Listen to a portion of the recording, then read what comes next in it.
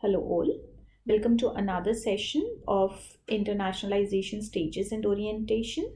Today we would be doing International Orientation.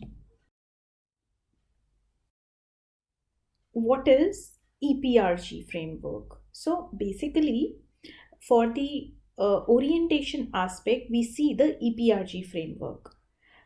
Different attitudes towards companies' involvement in international marketing process is actually called international marketing orientation, or it is also known as EPRG framework.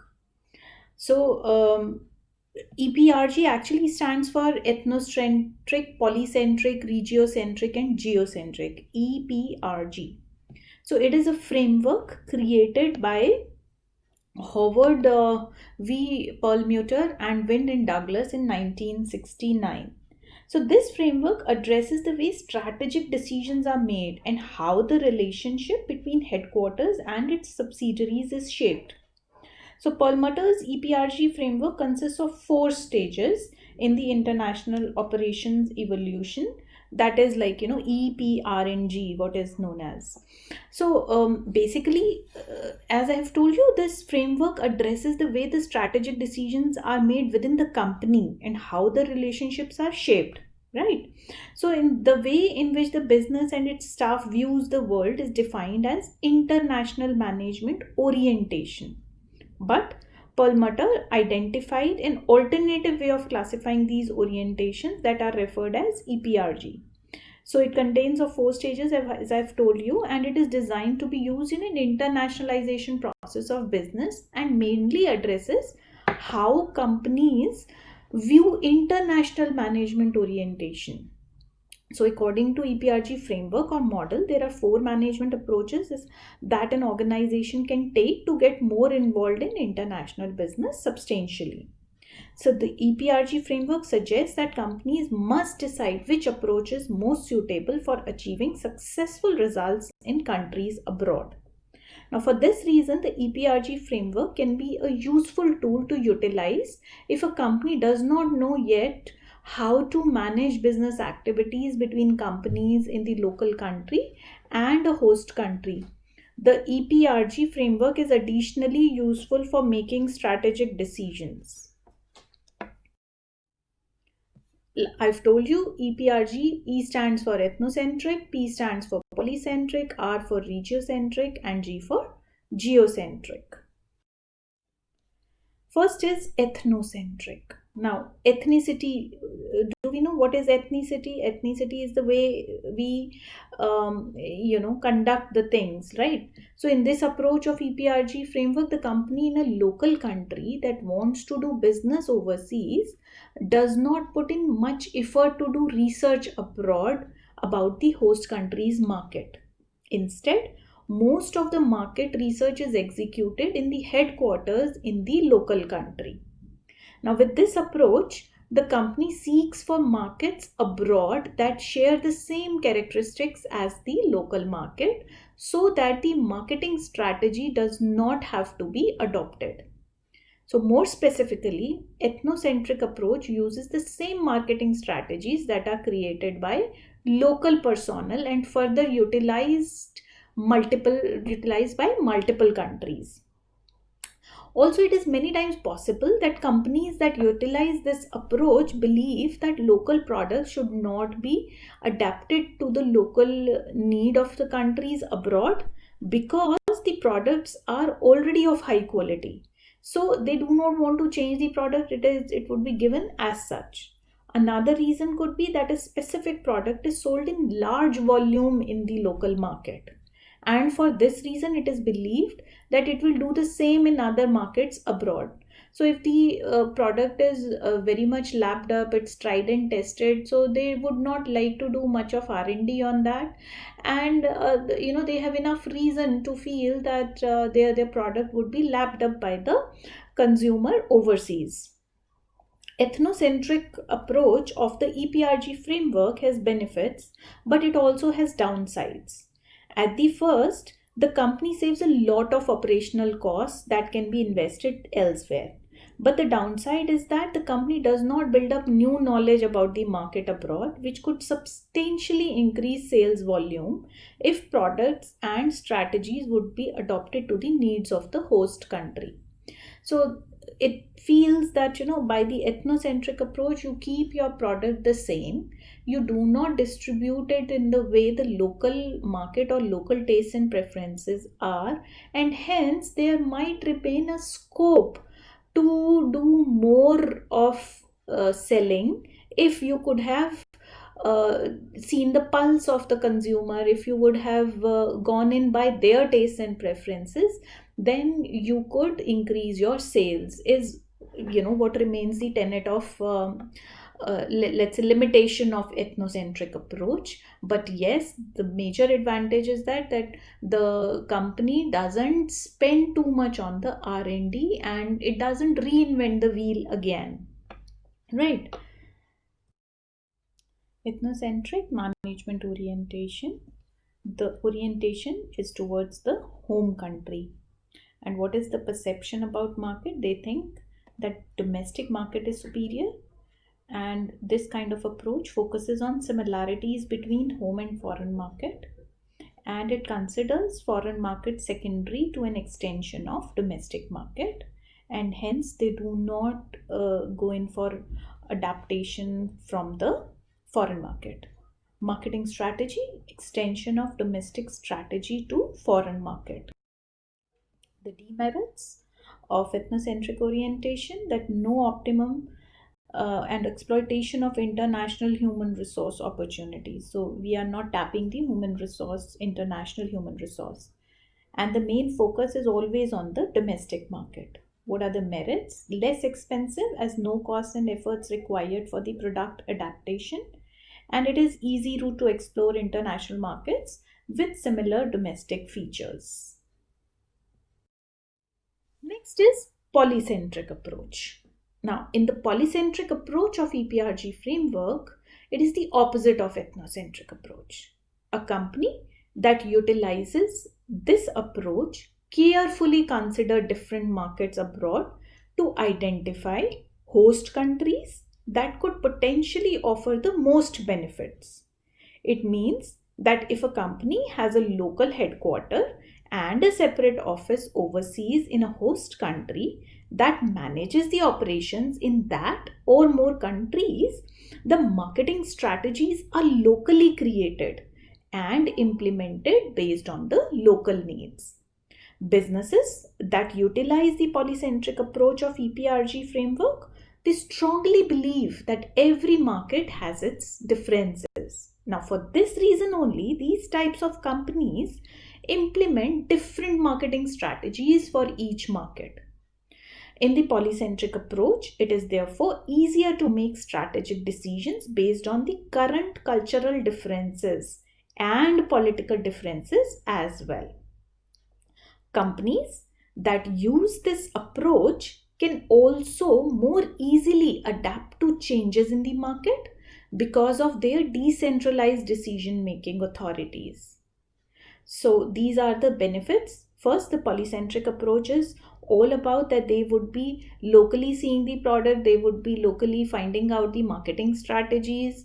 This way, they would be taking care of the cultural differences as well as political differences, and they will be very flexible and decentralized in that sense that they have been making all the desired and necessary changes in their marketing style, and hence they can actually face any unforeseen event as well. But with that, what is the downside? The downside is that local headquarter has less control because of the decentralization. So the local headquarter has less control over its operations abroad. As long as the business operations in the host country demonstrate to be successful, this might not be a problem. But if the business operations overseas shows to be not too profitable and they are resulting in losses, then it is more difficult for the local company to minimize those losses, right? And hence polycentric approach is falls flat in that case. polycentric management orientation. It has host country orientation. So the country that would be hosting, the orientation or the focus is on that. What is the perception about the market? Each national market is distinctive. It focuses on differences between home country and foreign country. The marketing strategy is localization or adaptation, and company's basic objective is public acceptance. The type of governance is each local unit sets its own objective. So it's bottoms up approach which they are using. What is the culture? Host country technology, and that is batch production takes place. What are the human resource management practices? Local nationals are used in key management positions. So we are tapping the international human resource as well. Managerial predispositions. MNC tailor a strategic plan to meet the need of local culture also. What are the merits? Adaptation to market characteristics. It helps in better understanding of local needs, which will lead to better exploitation of market potentials. What are the demerits? High cost of national responsive marketing mix for each country. So the R&D and responsive marketing mix requires high cost. So delay in the localization took place in the McDonald's because no beef burgers or no animal oils were being used. Then we come to regiocentric approach. Now, regiocentric approach of EPRG framework, it says that business create and implement internationalization strategies for specific regions. Companies that utilize this type of approach use this for the area in which the local business is operated. It can also be that an organization utilizes two kinds of approaches. An organization can use a regiocentric approach for the business in the region in which it operates, and the same organization can use a polycentric or ethnocentric approach to do business in countries outside the region. Business that uses a regiocentric approach of EPRG framework many times believe that the market in the region share the same characteristic of market in the home country. It is still challenging to determine countries in one region that share the same characteristics. For example, some companies use this approach for NAFTA countries, which includes United States, Canada, and Mexico. Or there could be some countries which could be using some other strategy for any region like Asia. So basically, in this approach, a company finds economic, cultural, or political similarities among regions in order to satisfy the similar needs of potential customers. I've given you an example of Asia, or maybe, for example, countries like Pakistan, India, and Bangladesh are very similar. So they possess a strong regional identity, right? So it is region centric. Regiocentric management orientation. The orientation is regional, about a region like Asia, or NAFTA like US, Canada, etc. So what is the perception about the market? Markets can be differentiated on the basis of common regional characteristics. What is the marketing strategy? It is a trade-off between standardization and localization. Company's basic objective is both profitability and public acceptance. What is the type of governance? Mutually negotiated between region and its subsidiaries. The cultural regional technology, flexible manufacturing and human resource practices are regional people or are developed for key managerial positions anywhere in the region. Then managerial predispositions, MNCs uses a strategy that addresses both local and regional needs. What are its basic characteristics? It treats different regions as different markets. Regions with similarity of marketing characteristic treated as a separate market. What are the merits? Advantages of both localization and standardization can be tapped. And what are the demerits? Lack of attention to inter-regional differences. For examples, Punjab is more about the dairy products and Gujarat is more about sugar. So you have to be very sensitive about both the regions and their products. Then geocentric.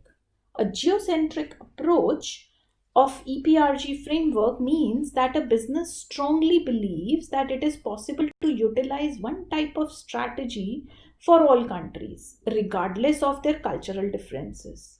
However, companies that use this approach attempt to create products or offer services in a way that best suit national and international customers. This means that instead of believing that their product or service is excellent and that it will sell in other markets, like an ethnocentric approach, this organization proactively adapt their products and services that best meet the global needs.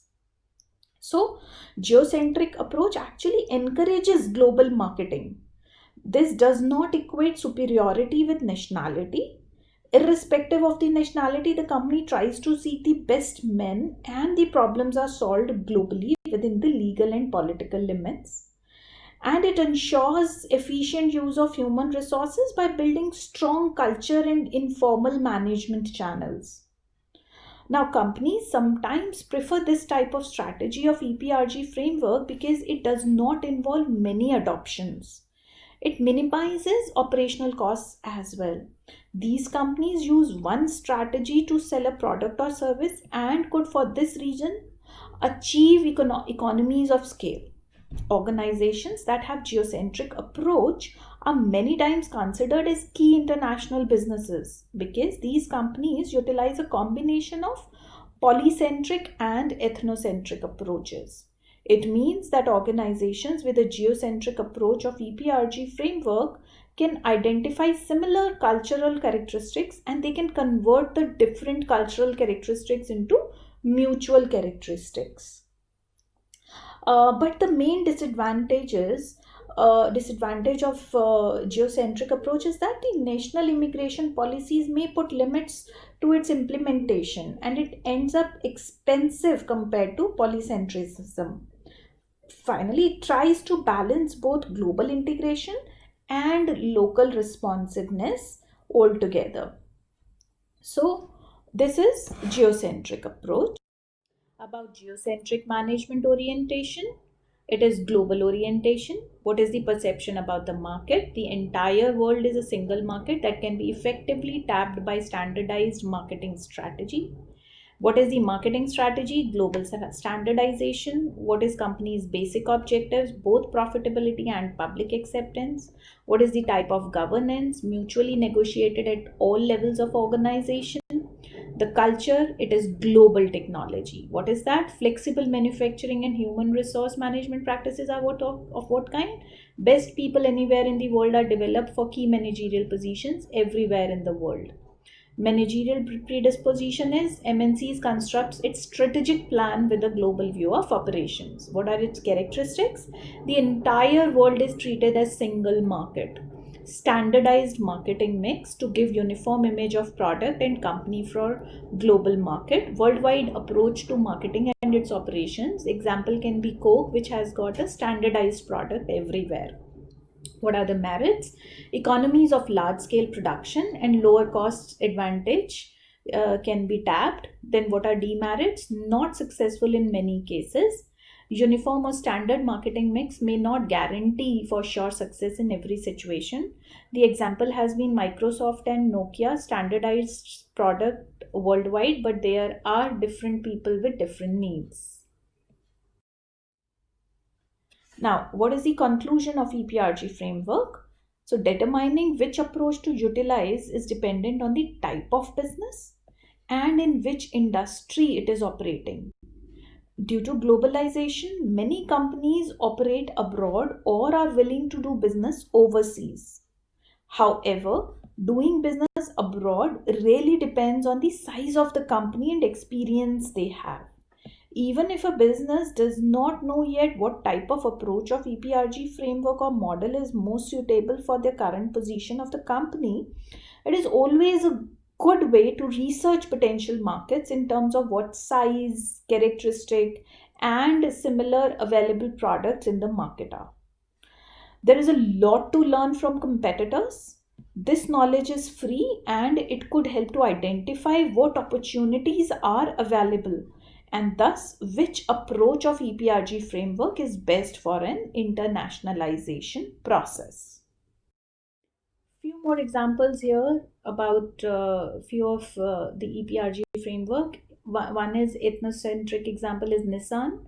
The ethnocentric approach of Nissan was quite visible in its initial years, as the cars and trucks exported to the US were difficult to start during the cold winter months. In Japan, the car owners would cover their cars with hoods or blankets during winters and expected Americans to do the same, which did not go well with the US people. Then another example is regiocentric example, which is McDonald's. In the country like India, McDonald's serves the burgers without pork and beef, keeping in mind the religious sentiments of the local citizens. Same with Domino's. For geocentric orientation, an example can be MTV. It caters to the local taste of India, China, and South Korea, with the company broadcasting channels with Hindi pop in India and Chinese music in China. So, these are the examples of geocentric orientation. These are the references. Thank you very much for listening.